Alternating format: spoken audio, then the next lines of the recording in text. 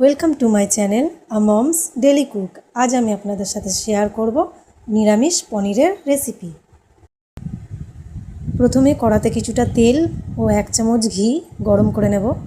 নিয়ে আমি যে পনিরগুলো কেটে রেখেছিলাম সেগুলো ভেজে নেব। একটু লালচে লালচে হলে তুলে নেব। এরপর সেদ্ধ করে রাখা আলুগুলো ওই তেলেই নুন আর সামান্য পরিমাণ হলুদ দিয়ে ভেজে তুলে নেব। কেটে রাখা ক্যাপসিকামগুলো একটু লালচে লালচে করে ভেজে তুলে নেব। সব শেষে কেটে রাখা টমেটো কুচিগুলো অল্প ভেজে তুলে নেব।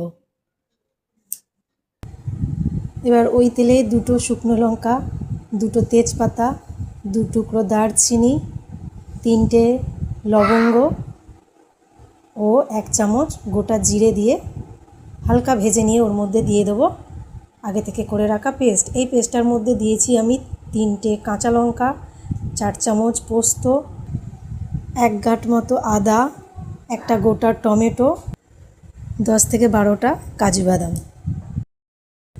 এবার এর মধ্যে দিয়ে দেবো পরিমাণ মতো লবণ, 1 চামচ গুঁড়ো লঙ্কা, হাফ চামচ গুঁড়ো হলুদ, 2 চামচ কাশ্মীরি রেড চিলি পাউডার দিয়ে ভালো করে কষিয়ে নেব মশলাটা।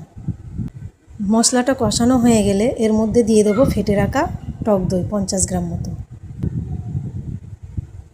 মশলাটা থেকে তেল ছেড়ে দিলে তখন দিয়ে দেবো এর মধ্যে ভেজে রাখা সবজিগুলো। মশলার সাথে সবজিগুলো 5 মিনিট মতো কষিয়ে নেব। নেওয়ার পর এর মধ্যে দিয়ে দেবো আগে থেকে করে রাখা গরম জল। তরকারিটা একটু ফুটে উঠলে এর মধ্যে দিয়ে দেব ভেজে রাখা টমেটো ও ভেজে রাখা পনিরগুলো।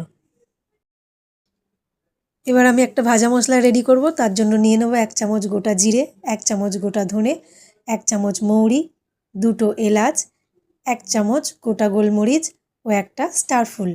এগুলো আমি শুকনো কড়াই ভেজে শিলনোড়ায় পিষে নেব।